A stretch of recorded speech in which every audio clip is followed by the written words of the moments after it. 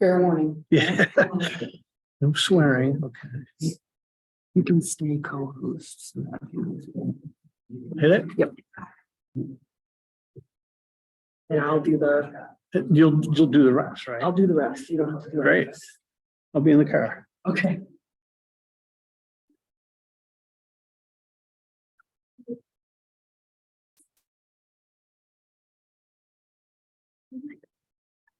So, I don't She's here. Yep. She's at the back door.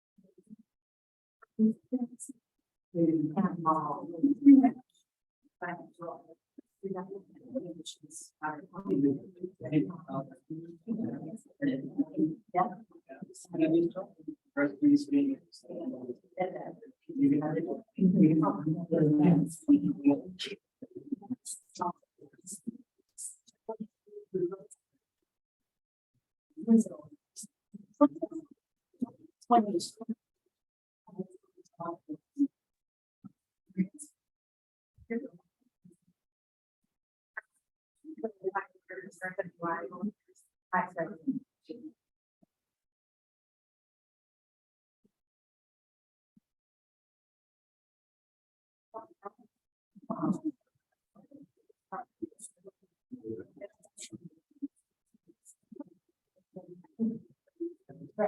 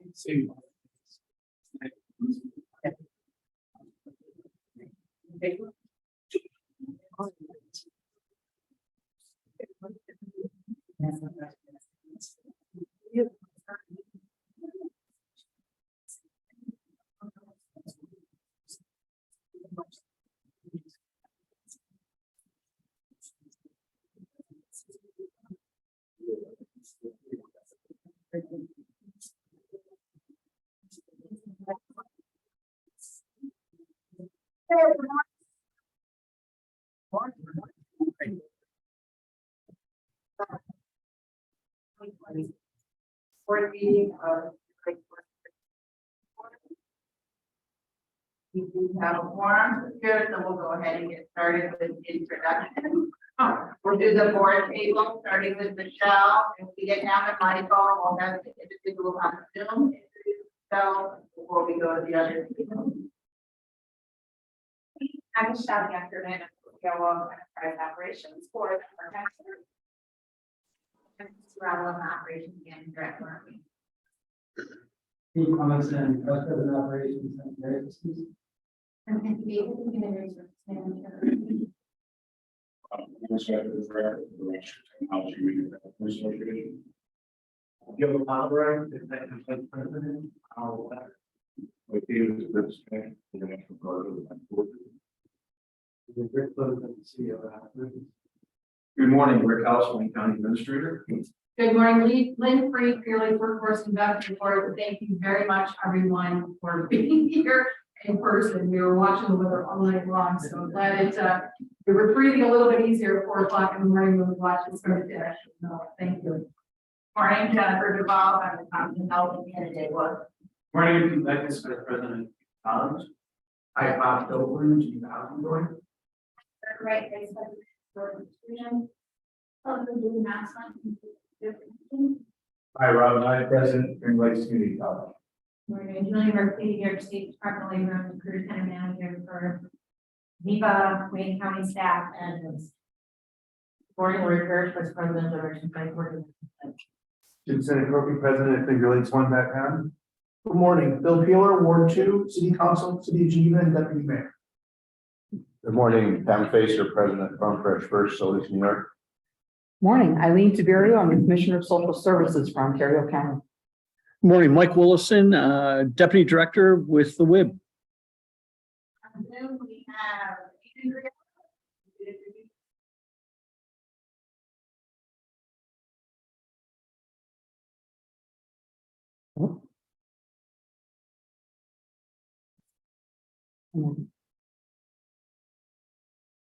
Okay, let's.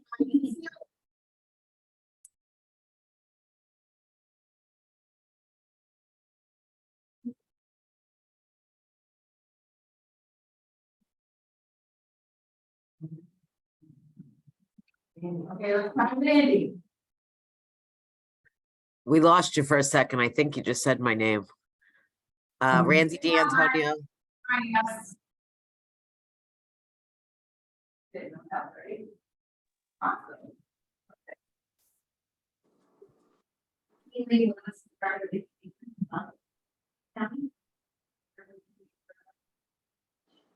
For the past, new career counselor for Newton County.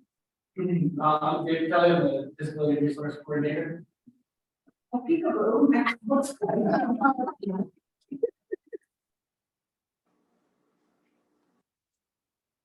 So Julie, I went to audience. Debbie Soppers.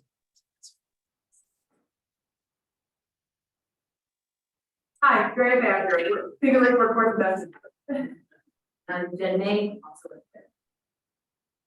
You. Housekeeping.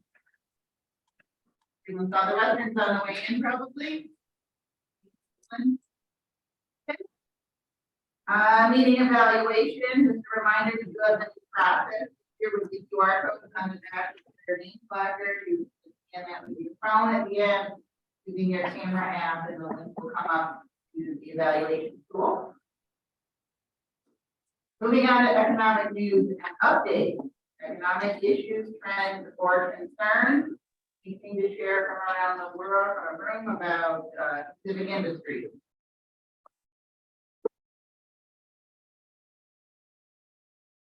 I can report on agricultural vineyard side. We had, most vineyards had a very light crop, a very short growing season, or a short harvest. We were talking about 3 weeks earlier. Very light, but good quality of grapes. The vines were stressed from the fall, the prior fall, which was very wet and rainy and very long. And then there was some damage during the winter. So lighter crop load, but good quality of grapes. And buyers were willing to pay more for good grapes. You find introduce yourself there? What's that? Oh, sorry. Amy from Anthony Irvine. How about education? Update from education? Well, okay. We're starting to get comfortable. We are in the middle of the semester. This month, for one schools in the college, we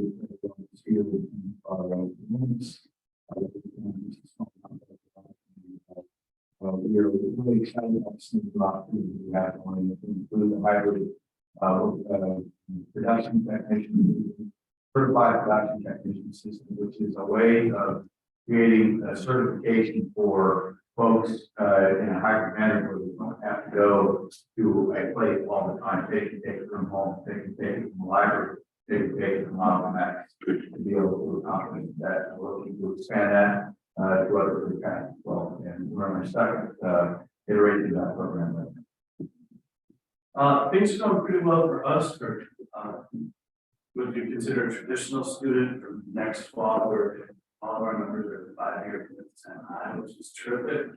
And we're waiting the New York State approval for an online accelerated bachelor's in nursing. So if somebody has a bachelor's degree or somebody else decides they want to be a nurse, accelerated program. So that's sort of exciting. Nurses and nurses. This one, you know, manufacturing. In this region, there are thousands of mobile manufacturing. And because we have so much technology, you know, people are doing a great job attracting more businesses to the region, so it makes it even more challenging for our company. But we give more support if we can. This is part of education programs.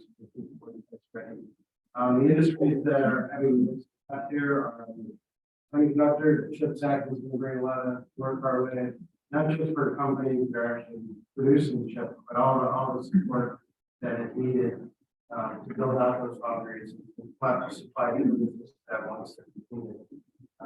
And that's, you know, on both sides of us in Batavia and over at Surrey, there's a lot of really development going on. Another area that's industry that's finding success here is battery technology. We've got a lot of great chemical engineers and chemical technology here in this region. And in support of both of these market verticals are the software development people, the robotics, things like that, and create automation. Artificial intelligence is something that we're starting to see more and more development to help make smarter decisions, faster decisions, better decisions. So this region, even though we don't have a city the size of Chicago. We have a ton of technology, more technology here than some of the bigger cities. Plus, and not just categories. Anybody else like to give an update?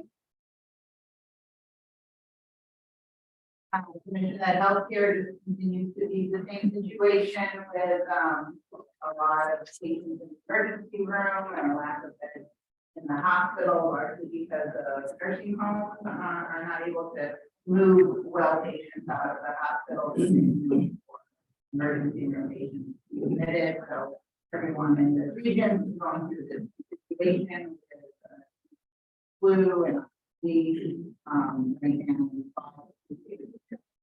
And then, everyone got their way next year, we brought, nurses coming out, so they're grad, and, well, the ends to come in the next year and a half, and we just really need to move this up. We don't have enough staff, and we're spending a lot of money on it.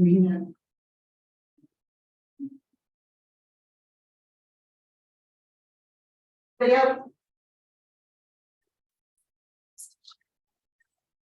So we were able to open the coffee shop last week, the end of August, the end of October. It's called North Star Cafe. We moved it to Main Street and opened a new location there in Canandaigua. We were previously in Canandaigua, but out on 332. So we've gotten great feedback. We've had some really nice coverage as well. So it's been really exciting and a great move for the business, and when we support people with disabilities who work there. And we were able to really double our job opportunities for people with disabilities there. So it's been fun and exciting. Yeah.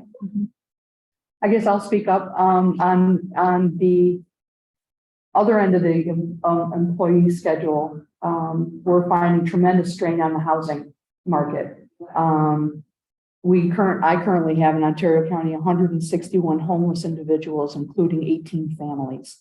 So I don't know if you're familiar with United Way's ALICE data about what it takes for a family to have a survival budget. So the most recent information I have, just for your own benefit, is for a four individual family. They have to have an income of $64,000 to rent an apartment that qualifies for decency.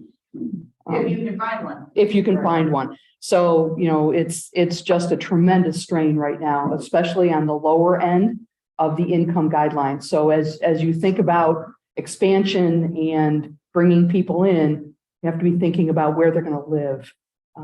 So just kind of something to keep in your minds when you're talking about development. Ontario County is currently going through a housing study that we expect will, the plan is that we will look at kind of what's our existing housing stock in terms of apartments and, single owner, and then kind of look to the future about what do we anticipate the need being. We are one of the growing counties in the state. So what are we doing about that? A lot of the development has been at the high end and really targeting the retired community. So we're going to be looking at what do we need to do countywide to support the workforce so people have somewhere to live.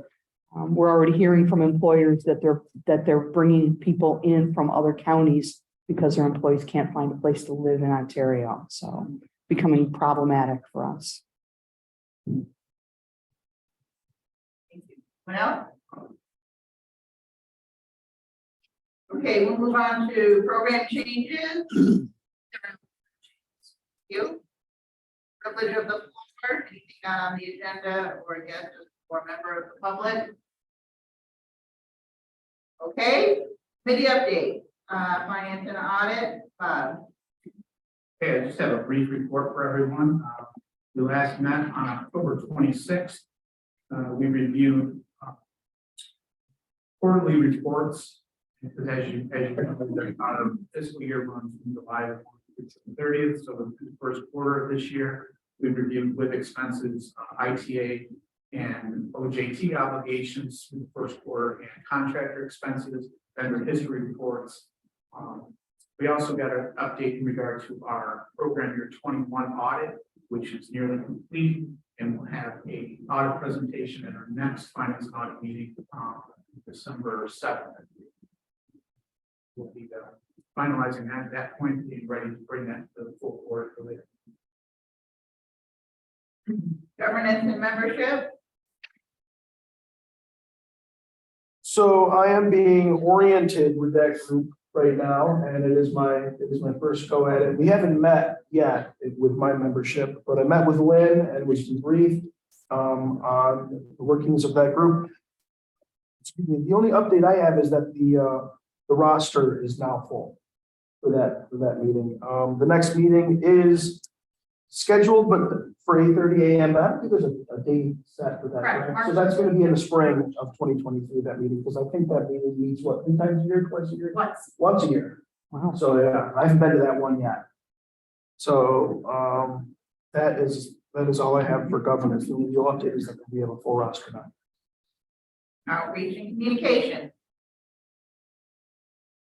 That is also me. Yeah.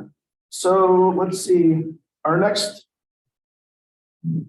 our October meeting, we received an update about some outreach activities, and Jen shared with us some really good analytics and some data. One of the things that communicators struggle with is how their efforts are tracked and how do you find metrics for those things. And Jen is doing some interesting things with social media and with the website to get that data, and she can crack down on the numbers for that if you really need that specific data. But we received some really great reporting on their efforts. There was a Skill Up Finger Lakes section of that report, and some of the information that was brought to us was that some of the participation in that was in decline. And the topic was going forward, how do we plan to use this tool? Is it going to be worth it? And possibly what tools can we consider as a replacement or supplement? One of the topics that's probably always going to be on the outreach committee's radar is going to be the Finger Lakes Works with Their Hands event, which is a large event, and it's very, very engaging. And I've been personally associated with that event professionally. It's wonderful. So the main topic was basically there's a steering committee focus on some of those events. And when that steering committee can barrel down on some of those events, the promotion based on those events will be ironed out. Let's see here, and that's going to be an agenda item for the December meeting, and the December meeting will be December 28th. And that wraps up the outreach committee meeting. Thank you. Performance and evaluation. Morning. Performance and Evaluation Committee met on October 31st, Halloween. Yeah, but it wasn't that scary. And if you look at the bottom of your agenda, you'll see resolutions. The Performance and Evaluation Committee worked on those resolutions. We focused on the demand occupation list, revised the on-the-job training policy, revised the policy for self-sufficiency, and also looked at the intensive and training providers programs. We can go into that in more detail when it comes to actually approving those resolutions.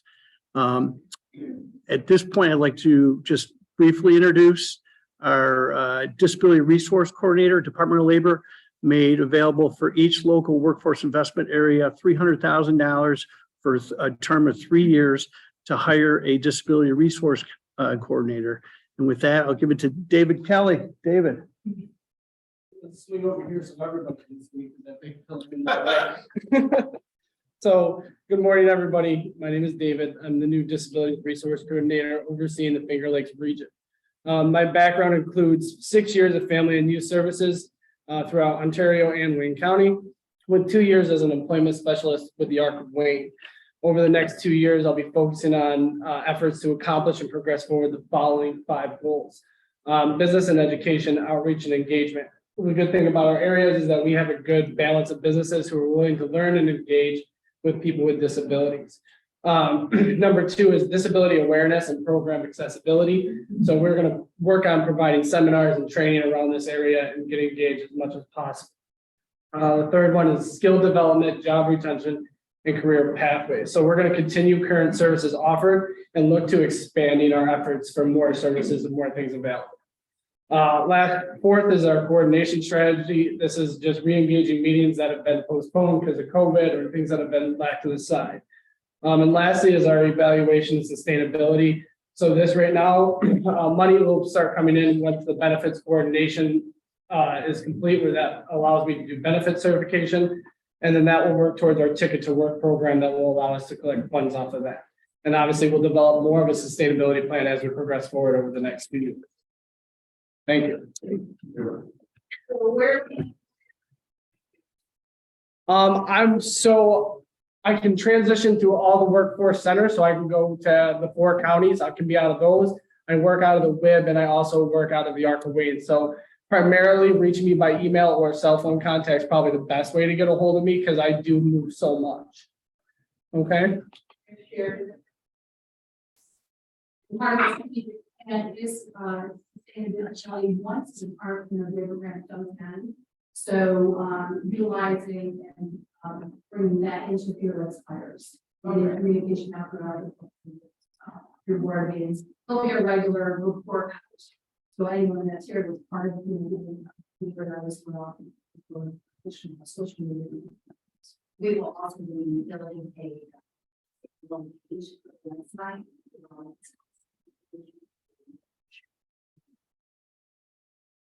And that's that. Economic development committee.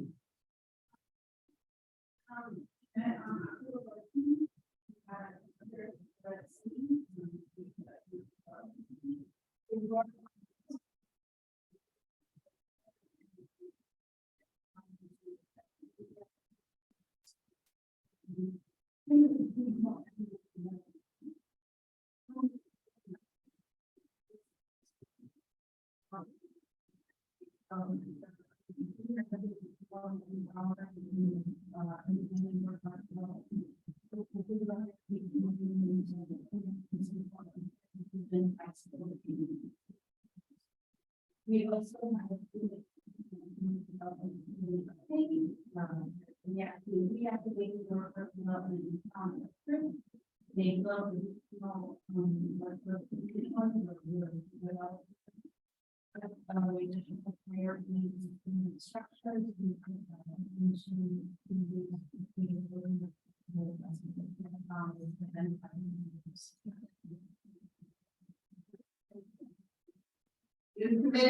for your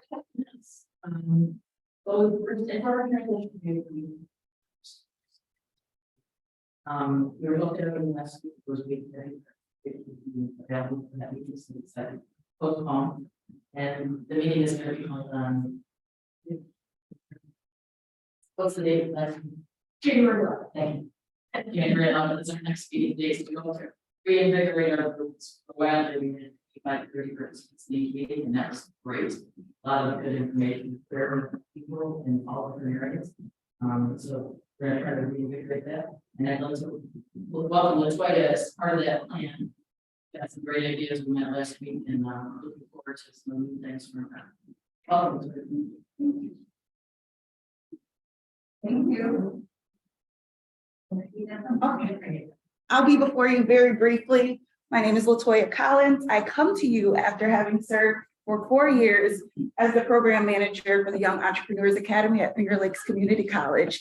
I actually want to thank Dr. Nye for giving me that opportunity. And as the first slide showed, I'm the newest youth coordinator with the WIB.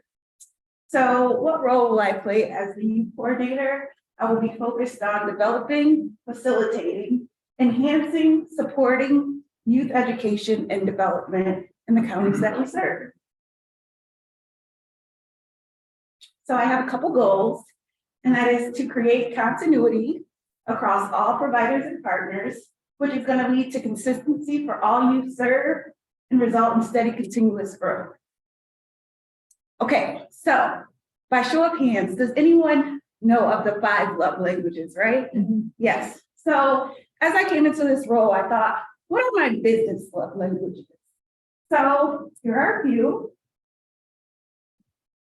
Here are a few others. But this is my number one. An inviting, warm welcome. So I want everyone, take 2 seconds, turn to the person to your left or right, and give them a howdy, hello, how you doing? On the count of 3.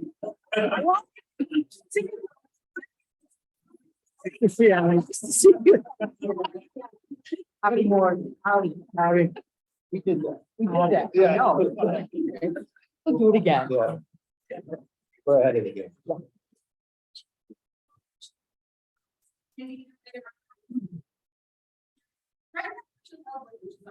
Things for me, let me know that we have collaboration.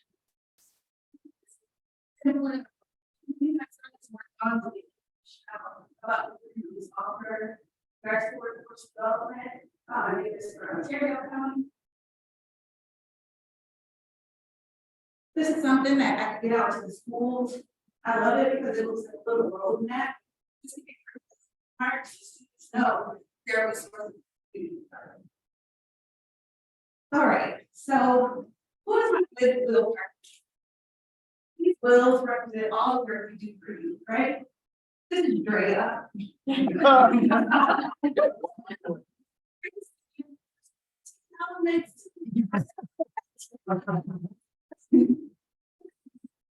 I'm meeting in the middle, anyone who is interested in working with you, workforce development, and pushing forward the agenda for better you, healthier you, happier you.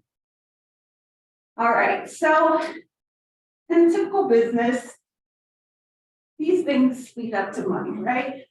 Get some leads, get some sales calls, you can do some follow-up, there'll be some conversion, and that leads to sales. Well, as we go over here, we'll start with the win. We're going to process, collaborate, develop, and implement ideas, processes, etc. We're going to disseminate that information, check for levels of understanding. We'll provide some feedback, ask questions, finalize what we collaborated and developed on, and then we're going to service those clients. Now, we want money, but our goal is to have those kids jumping for joy about the services we provided them. Questions? Anything to add, or did I miss it? Thank you.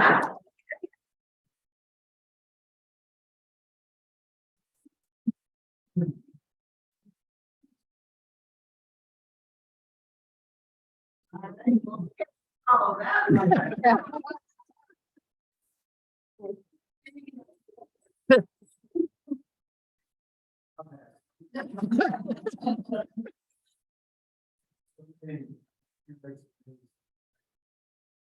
We had a meeting in October, we were like campus. Thank you very much for that.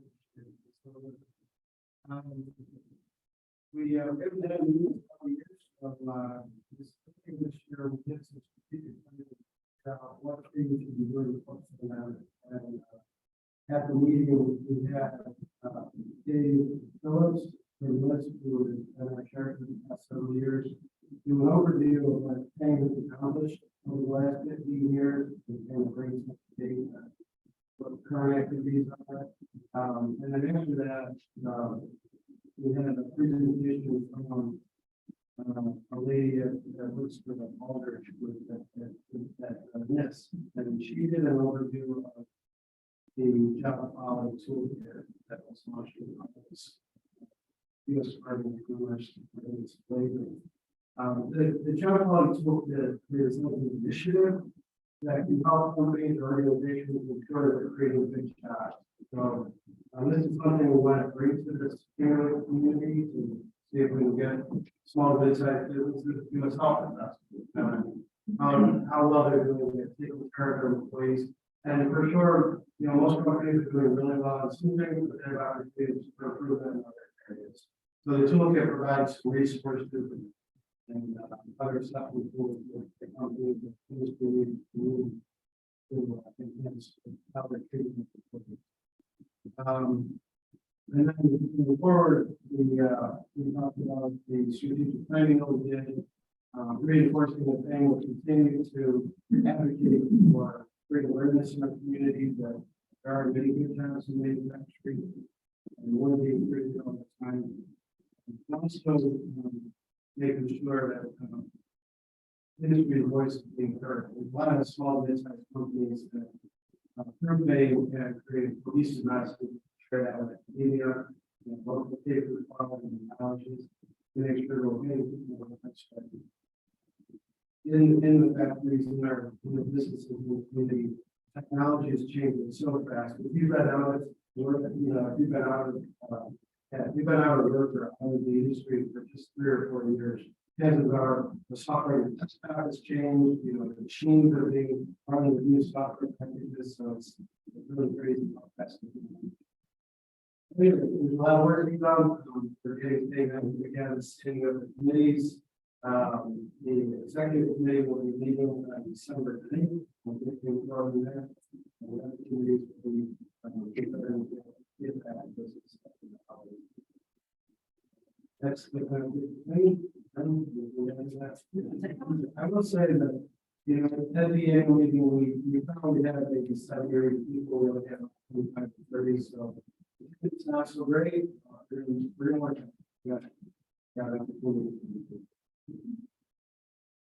Thank you. Director report. Thank you. This meeting is all about new introductions. We continue to be busy filling the open positions that we've had not only internally, but with our partners. So at this time, we've been letting you know with Seneca County for the Rio adult dislocated worker position. We're happy to announce that the contract is finalized with CLAPRI, which is the Finger Lakes Area Counseling and Recovery. We're very happy that we're attending with us this morning. You just get started. I'm just going to stand up, wave your hand, and say hello.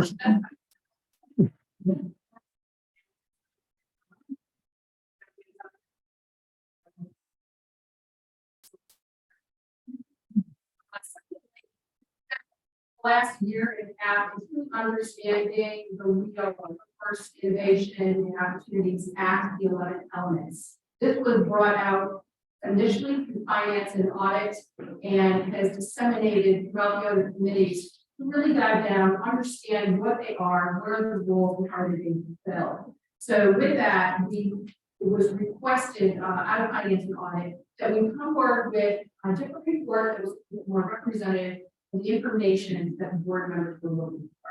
So we're happy to say we've got that put together. It is going through the business service representatives and training team, where a lot of the work to continue to understand and deliver services. And now this report will start to come out through things that we just went through. So we'll start off with finance and audit and continue on with performance and evaluation. So we're going to start seeing the information that's been asked for.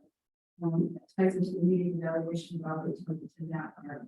I want to just continue on with this NASLA reported out on the so the report is in its final stages of being finalized and should be available soon. One of the good things that I will mention, I am one of the co-chairs for this activity, is that the Finger Lakes region, which is the 9th region, really is seen as the gold star of New York State. And why is that? It's for everything that Julie was referring to, Mr. Plimpton, everything that you just heard about this talent that's already here in the 9th region. We have scored well in previous years in the RDC activities and efforts. Part of our challenge at putting our report together was we're a little bit forward than what the rest of the state is doing. So we're going to have conversations about, well, okay, this is, we can do this and that, but we're already wanting to build and collaborate and have bigger, smarter, more effective and effective projects because we're already there. So those conversations are happening. I think that's exciting. So we're getting closer to having a deliverable on. And do just want to quickly mention with fiscal, as Mr. Rowland mentioned, we are under significant audits at this time. The Bonadeo, normally this is when this is reported. We're behind on it, and we'll get back to you on a future date to get that passed to the board. We're okay with that. That's an okay thing. It's just obviously it's not even for today. Lastly, I just want to make sure that we are saying thank you to Sarah Bruzy, and, you know, we'll post her.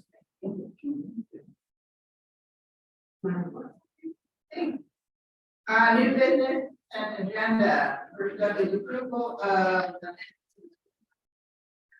meeting. There. Second. Sorry, the discussion on a minute. Vote in favor. Again. Thank you. Action items from last meeting. We have a couple of things that we're working on is board members let us know that they want to take active tours of the career center, including the Department of Labor Centers. So we're in the process of putting that calendar together. We're asking all of the centers to offer 2 times per year. And so that there's ultimately 6. So that will be 2 opportunities to visit each career center. And then we're going to post it on the website. We'll talk about it in board meetings. So for anyone that wants to stop into a career center, there's going to be posted dates and times. We have 12 opportunities throughout the year to go and visit. So we're working on that. The other thing that we're working on was the website and better accessibility and for it just to be a little bit better user friendly. We have. So we did build a board member toolkit. Right. So this was built with using suggestions that were made at the August convention, and it's right on the board member page of the website. So it's like a one-stop shop. When you're updated, there's been a few changes lately. You'll always be able to put the calendar there. So that this is everything that used to come in the binder that you would physically get. But now we're able to update it quicker, and then you're always able to have it, you don't have to take out a binder. So the board member job description, bylaws, the current CEO agreement, the administrative agreement, and then the committee listing the membership that comes up to another page. The names of every committee, who chairs them, and all members. And then alphabet soup, we talk into the acronyms and use everyone. There's a little dictionary. The current IPA and OJT requirements, so that also opens to a little graph to see what is the state report that Tracy's. Then we've got training outcomes. It's a page of other reports that are available throughout here. And then engaging with our community, it opens up into the Google Drive folder where you can see have you heard analytics and information. And then this organization chart. And then below is the calendar that is speaking about. I will fill that in the career centers. Give me tour what you're likely to see and to free to check that and where you got on the Yeah, I'm not sure they their commission.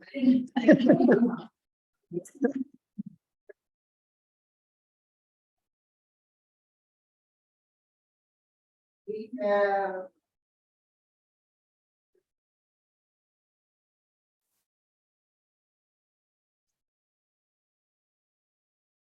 We did. Okay. From the last evaluation, there were 2 items that came up for questions. So the first one was wanting to see and better understand, you know, is everyone struggling with do we have enough staff? Are folks coming in there training? The answer is no. So we have a focus on bringing information into future board meetings to address that.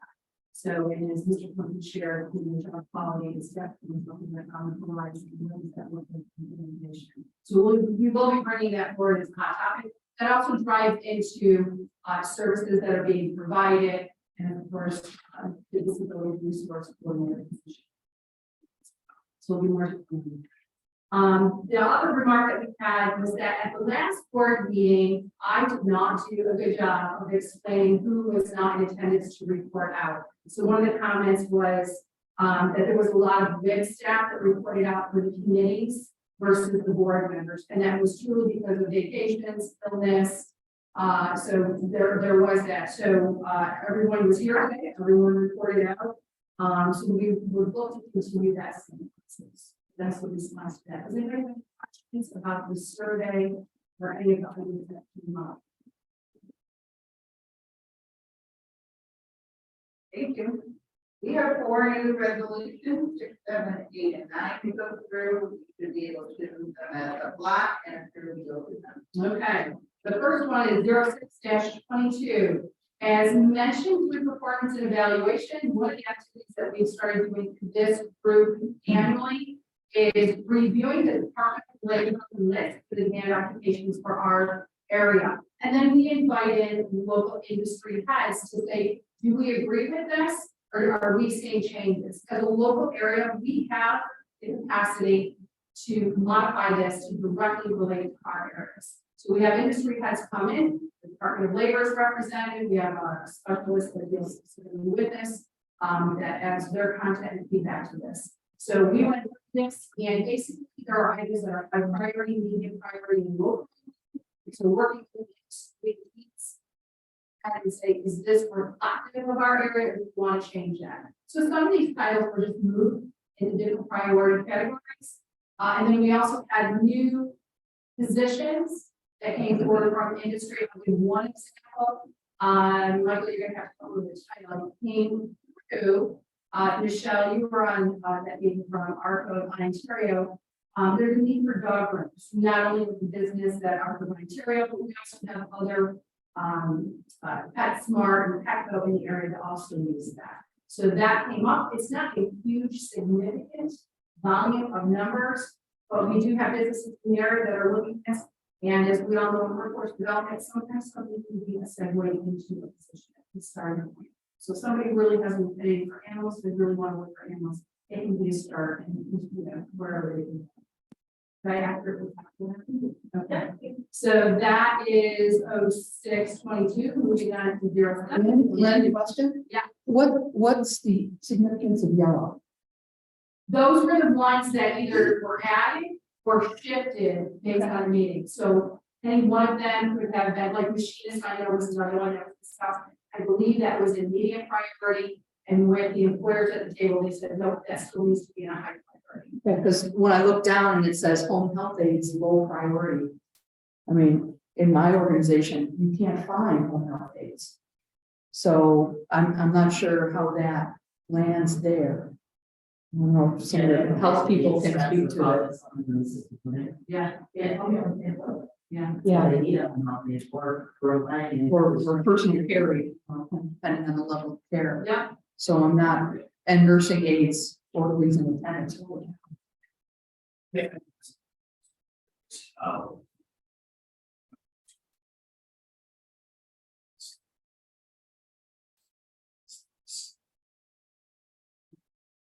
Doesn't seem to align with people the conversation we had earlier about what the industries of governments. Right. So a couple of things. The base information comes from huge data collected from the Department of Labor. So that's where the baseline start. I have the same question as you two. I think we do as well. Is that direct support professional, Yeah. health aides, nurse assistants are. I agree. Yeah. So I'm not sure how that landed there. Okay. Depending on who we invited and who was able to attend that meeting, that's where the input is coming from. This is the second year that we're doing this. So next year when we come out and we have to lie net and we try to, do our best with scheduling that and stuff. So it's both labor fresh data as well as local. Okay. So I agree with you. I think this might series, maybe on this, because as far as business management goes, this is the next primary, because people are not staying this region. Well, I know this, maybe I'm just confused. What happens as a result of the regulations? Okay, that's- Recruitment. So the dollars that are available through the career centers and the services that we're offered, right? If it's a high priority, you know, that's an, you know, that's an immediate that's gonna go through, right? As opposed to. We're best utilizing our funds that we have for services, if we don't have money left over, where we're hitting our targets for the most part. So it's not, we're not making decisions like, oh, this is a low priority, we shouldn't. You can go like down to the last, you know, in terms of dollars. I think it's a low priority, it's still in demand, right? So this is a list of in demand, this is have every year in the region. Correct.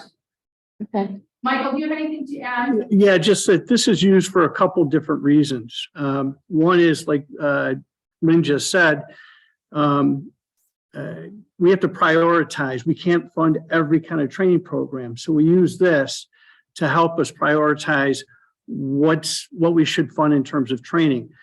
Because it's on low priority, doesn't make a difference if it's going to get funding or not. The fact that it's on the list, it's going to get funding. We also use it for folks who are just looking at maybe possibly going into training. And these are generally the occupations in our 4-county area that are generally in demand.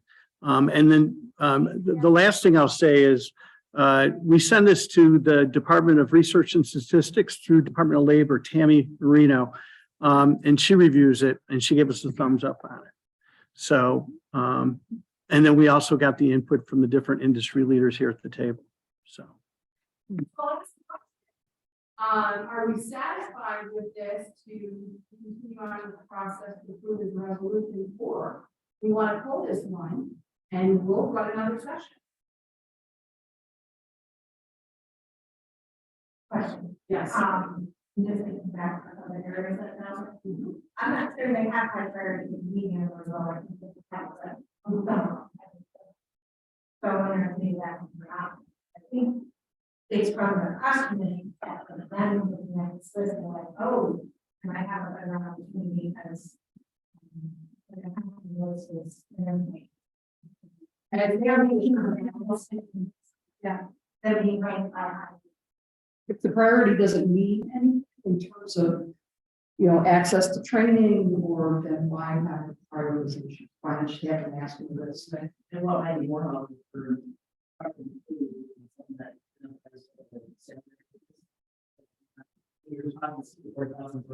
for. Yeah.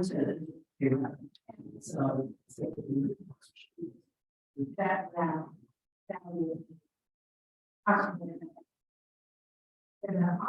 well, next on the side, there's numbers on the side, there's kind of a dictionary of occupations that goes through all of those education requirements, salaries, things like that.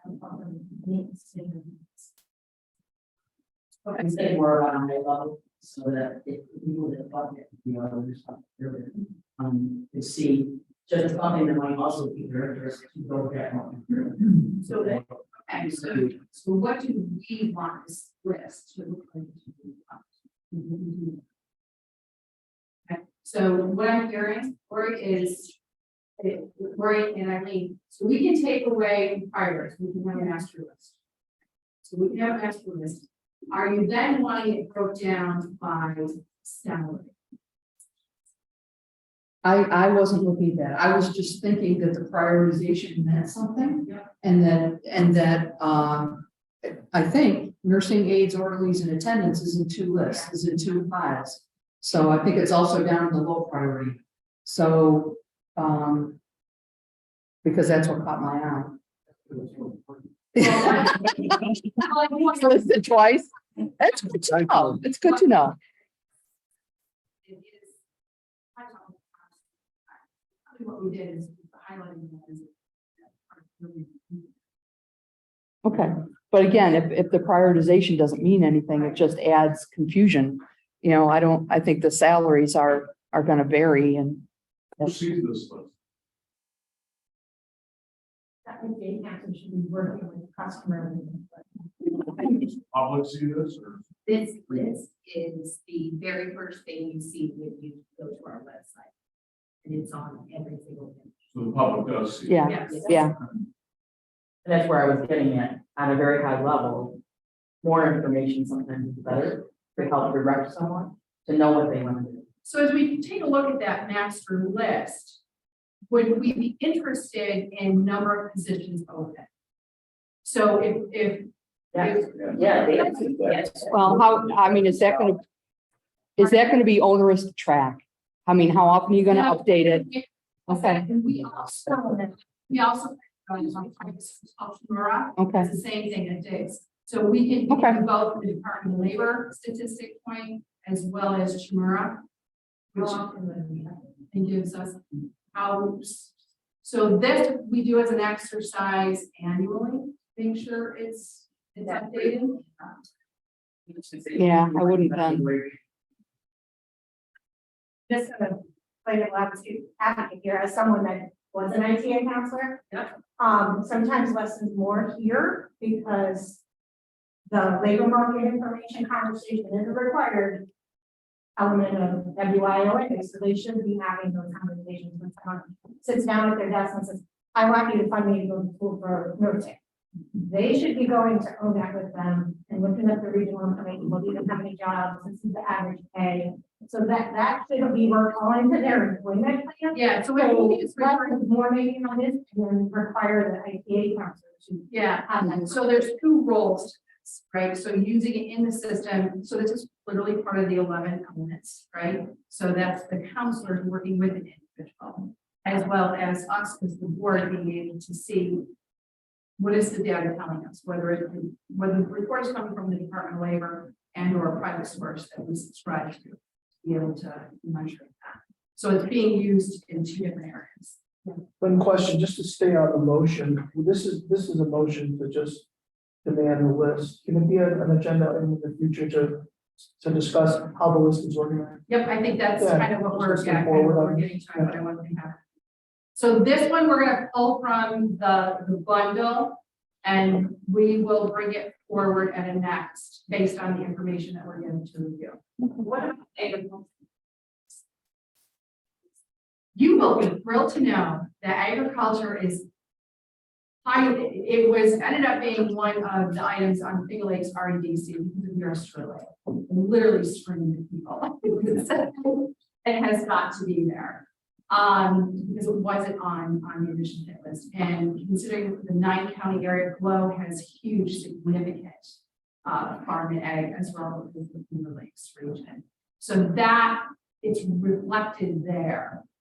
So we will add you to the list and we will include, we've got a lot of great data that's coming out on that report, and it is reflected, and it is one of the top 3 priority career sector categories that the Finger Lakes region will look at. Thank you. Anything else regarding this resolution that is being ended? Okay.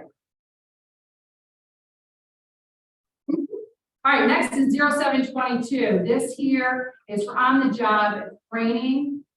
This one here, we work, Michael works very closely with business service representatives and the training team. What came through here was that sometimes what was in our local policy for 640 hours may or may not be enough. It was coming forward that there's sometimes, again, higher sophisticated skills that are being more and more required, that sometimes it goes over 640 hours. So basically in the beginning, they wanted something in there that if that was the need, they wanted to be able to say, hey, look, it's going to be better for this individual, better for the business, for someone to go through. So that resolution is to allow that to go over the 640 hours if needed. Any questions on that? Moving on to 0822, this is a revised self-sufficiency standard. And again, this is from feedback from the direct front lines, business service representatives and training team, working both with businesses and individuals. So inflation hit and it hit hard. So the dollar value that we had assigned at $25 was no longer effective, and it was raised to $27.50, so that we're able to continue the services that go beyond $25 up to $27.50. Any questions on that one? Okay. And lastly, this brings us to resolution 09-22. We're used to seeing these. This is to add additional training providers.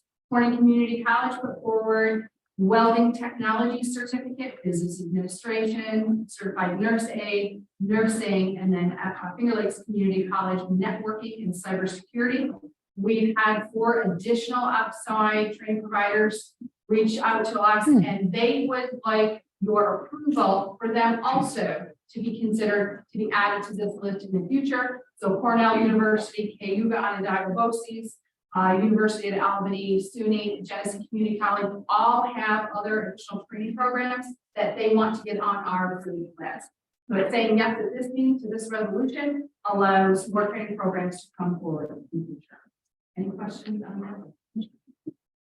What's the impact of doing that? What is it? What would we get out of it? Yeah, so sometimes if somebody's on, like in Seneca County and they're on the east side, and if they're working with Cayuga Onondaga BOCES, if there's a training program there, if that's not here, that way, if they're closer and they want to go to that program, it allows them to. And then if they live in Seneca County, those dollars are eligible and approved for them to have.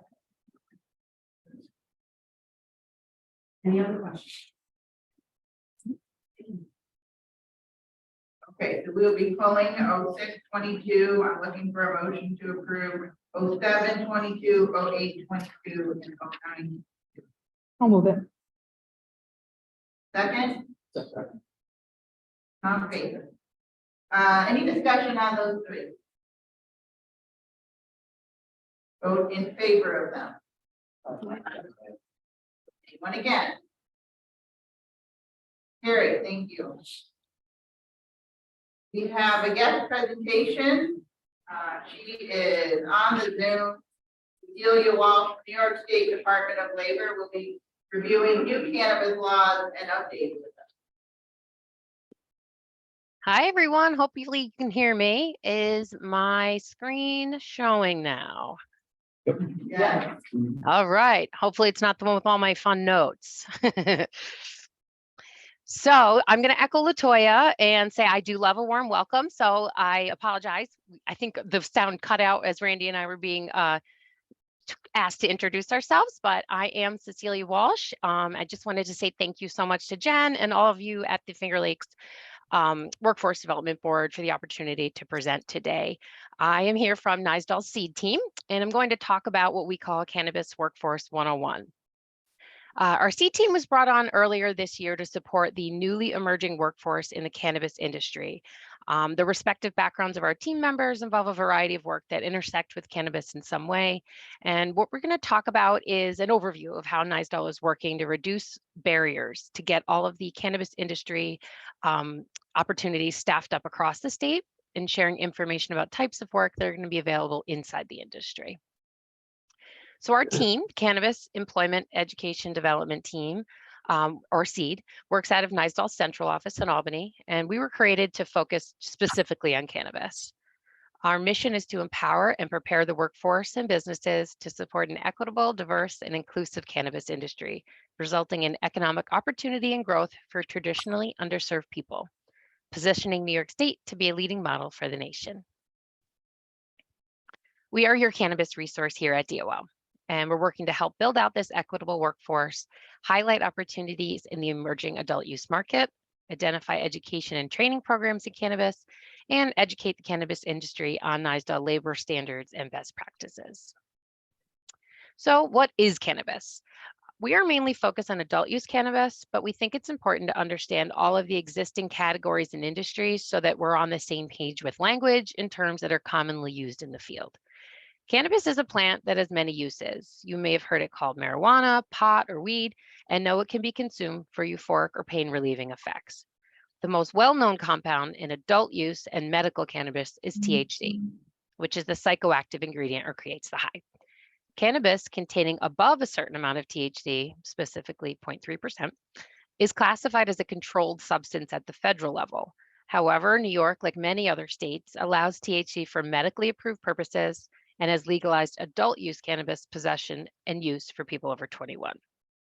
The medical cannabis program has been expanded to allow healthcare providers greater discretion in certifying patients for medical cannabis. A patient can now be certified for medical cannabis use if the provider believes it can treat or benefit a condition. Hemp is a form of cannabis that's used to make fibers, food, construction materials, and many other goods. It is not grown for its THC content. And then cannabinoid hemp. Cannabinoid hemp and its byproducts are grown and marketed specifically for their most well-known cannabinoid, CBD, which is not the same as THC. Hemp is federally legal, but while cannabinoid hemp products are legal in New York, the legality at the federal level is slightly more complicated.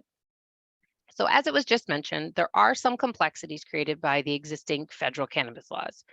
Like any business operating in the legal adult use cannabis industry, state agencies and institutions working around cannabis do need to navigate the status of adult use and medical cannabis at the federal level, even though they're both legal in New York. Since the new laws have passed, the most frequent questions we hear are, what's next? When and where can adult use cannabis be sold? And when will these jobs be available? The timeline for licensing and sales is ongoing and is being driven by the Office of Cannabis Management, which is separate from NYSDOL. The Office of Cannabis Management, or OCM, is the state agency in charge of licensing and regulating the cannabis industry in New York. They're a new agency under the Liquor Authority that was created by the Marijuana Regulation and Taxation Act, also called MRTA, which was passed in 2021. It's the same legislation that legalized adult use cannabis. They're in the process of staffing up their agency, and a number of jobs are posted on the state jobs website. The medical cannabis, adult use cannabis, and cannabinoid hemp programs fall under that agency. The industrial hemp program is still regulated by the New York State Department of Agriculture and Markets. Towns and municipalities had the opportunity to opt out of adult use dispensaries and or on-site consumption spaces, but it's important to note jurisdictions could not opt out of cannabis altogether. You may have seen in the news that towns or municipalities have changed their opt-out status, and we may continue to see these changes locally throughout New York. It's important for job seekers and potential business owners to know, is particularly if they're hoping to open or work in a dispensary or on-site consumption space. Currently, there are several towns in the Finger Lakes that have opted out of the on-site consumption and retail dispensaries.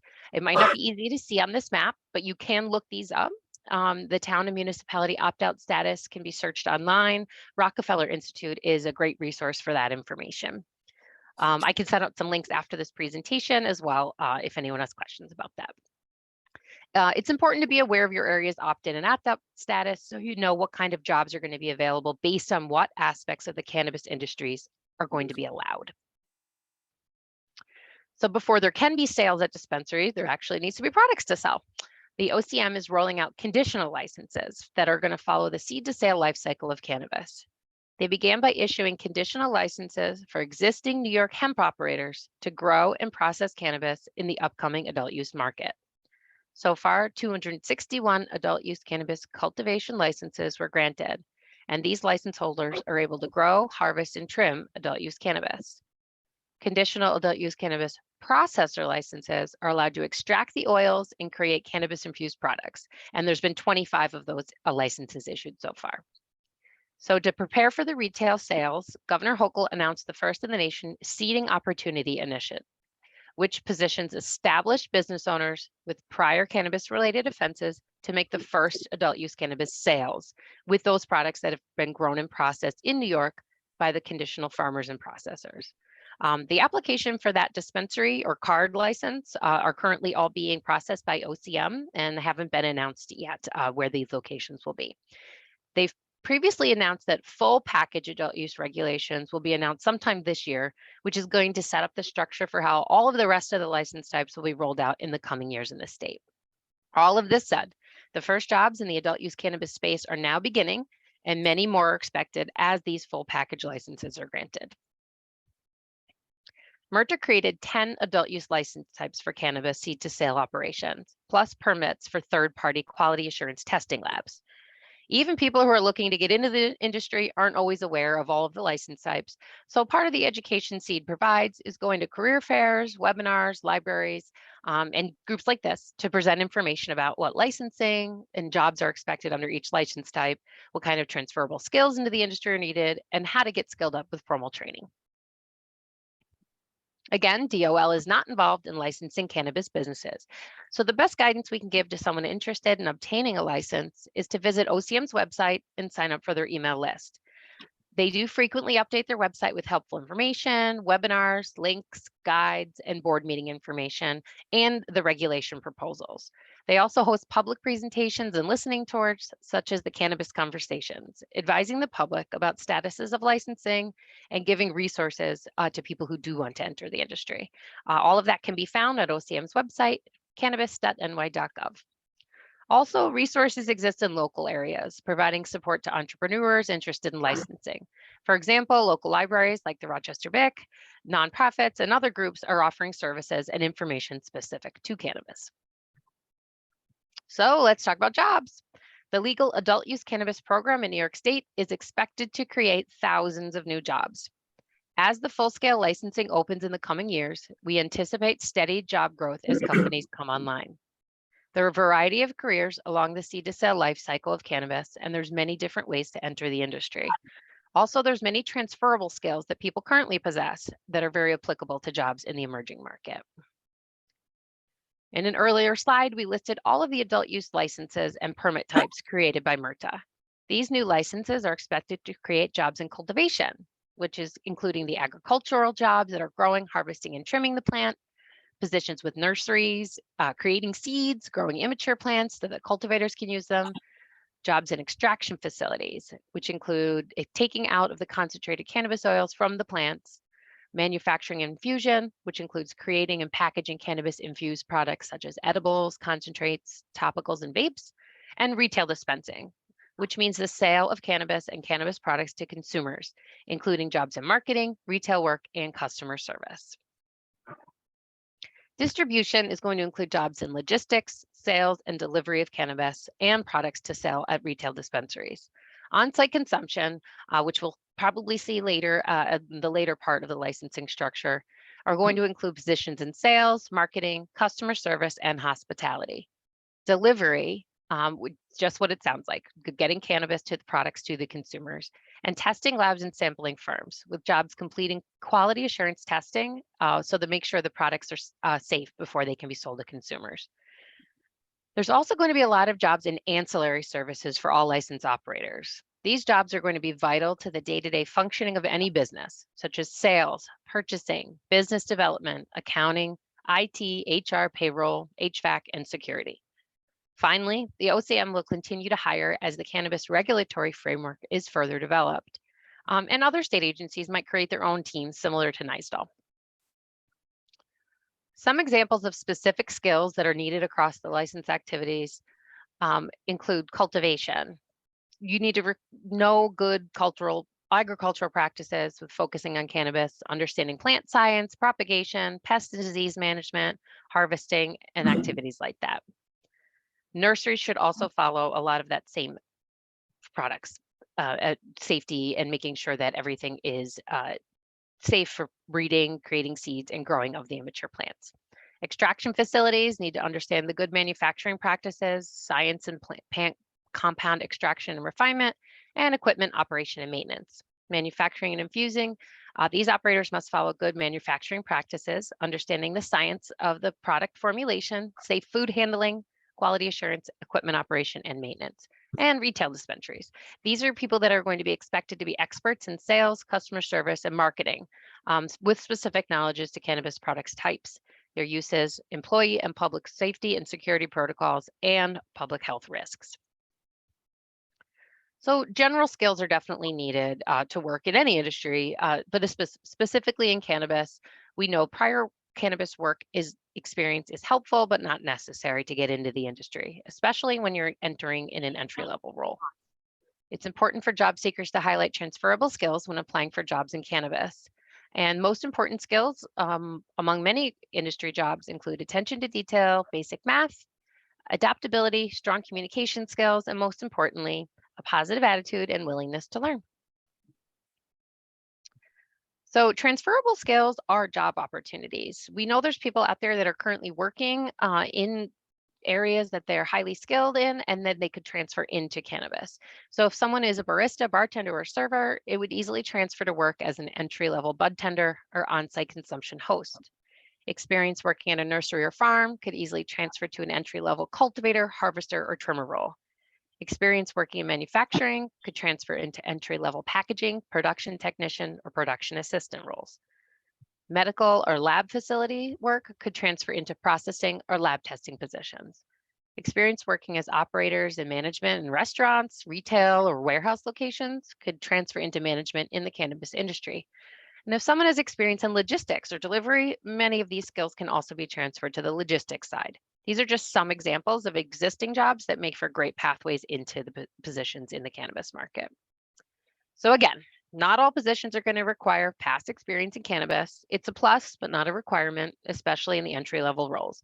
And you also do not have to be a cannabis user to work in this industry. An interest in the plant and the properties is very helpful. I always like to joke, you wouldn't go into car mechanics if you didn't like cars. Same thing here. Just makes a better employee when you're actually interested in the work you do, just like all of us.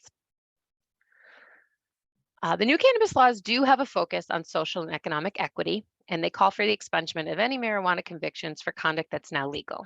So expungement means that the arrests, court cases, and convictions for marijuana-related offenses are now treated as if they've never happened.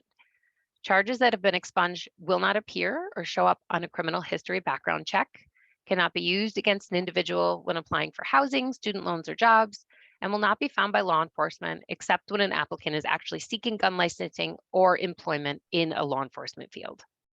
Expunged records do not have to be listed on a job or school application that asks if you've been convicted or arrested for a crime. These cannabis expungements are being done on a rolling basis. So if someone wants to check their record and make sure that anything in the past has been expunged, you can go pull your rap sheet.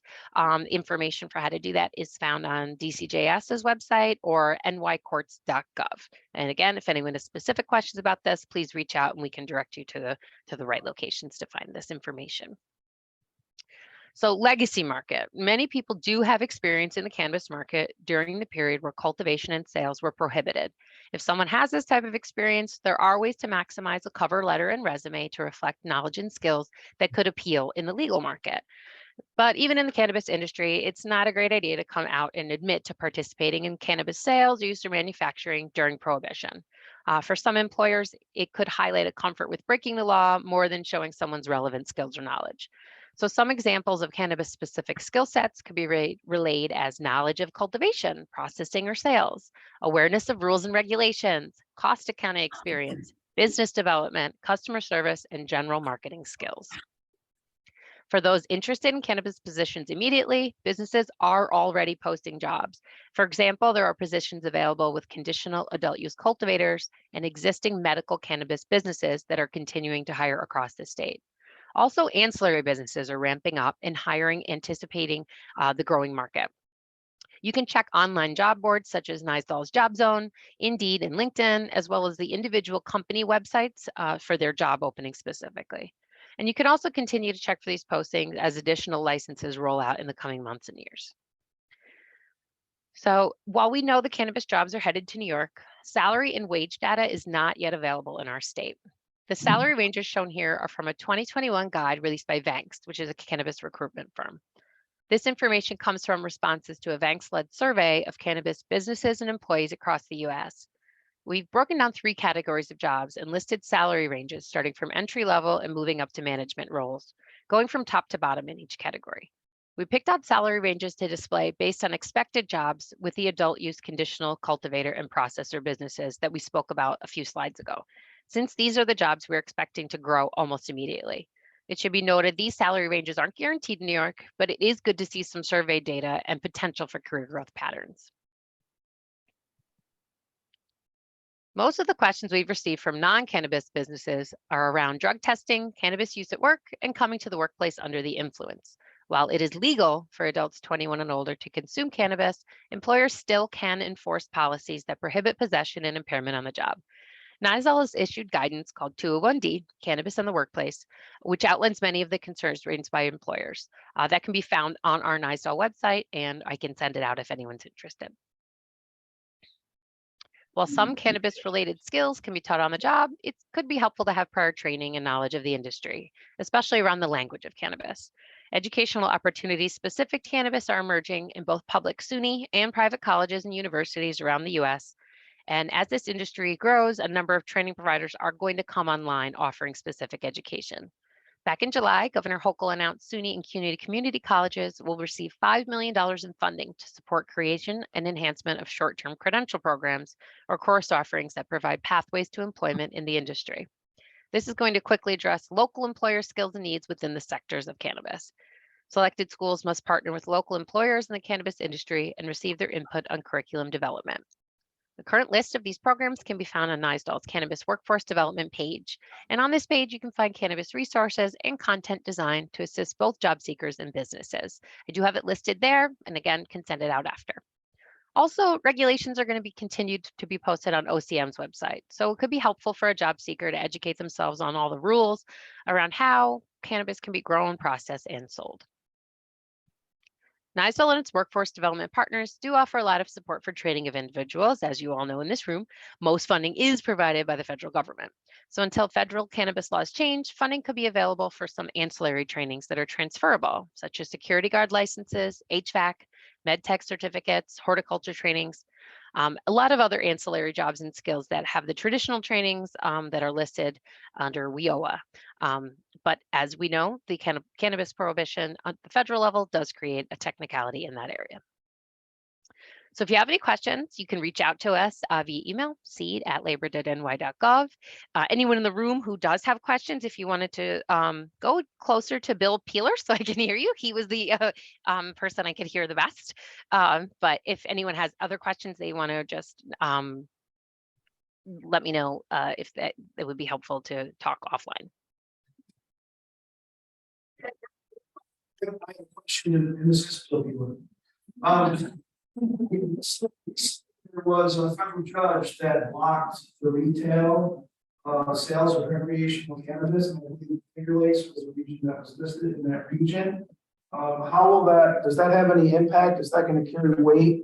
Do you have any information about that recent decision to block retail licensing within the Finger Lakes region? Yes, so that's a great question. We did also see that. We do know that there is an injunction in those areas right now that OCM is working through, but we do know that their next control board meeting is going to be on the 21st, where they do have an announcement that they, I think, are moving forward potentially with some other areas, but that will be a topic that they will be talking about at that advisory board meeting. That's something that I read as well in the some of the coverage. One of the spokespeople from the OCM did say that. So that does lead us to believe that they're moving forward in other areas, but we'll all find out together. And as soon as the information for the Finger Lakes region is changed, we do report out to the Workforce Development Board meetings here at NYSDOL monthly. So we'll make sure that that information gets out as soon as there's any changes. It is common in other states, there has been litigation. It does kind of take a pause or a delay in the formal plans, but I think OCM is planning on working through those with their litigators. Thank you. Sure.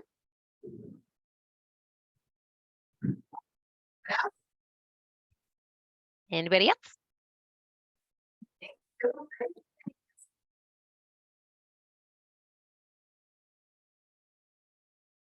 All right, well, you know how to reach me. So it's really great to talk to you all today. Thanks for having me. Thank you. Thank you.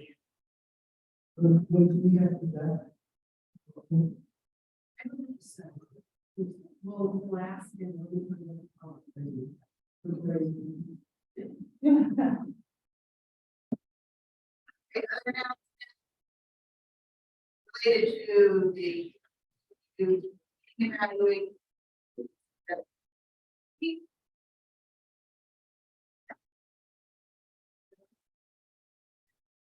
Hey, just a reminder that January meeting is the audit presentation, and it's important we have one. It'll be a great time here today, but I just want to emphasize that it will be imperative for. Right. Meeting, I get to adjourn. 9 seconds. With that, Lori. Okay, second, Maureen, vote to adjourn. Thank you.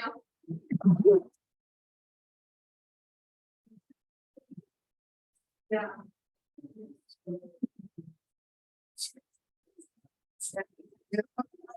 Mark yourself.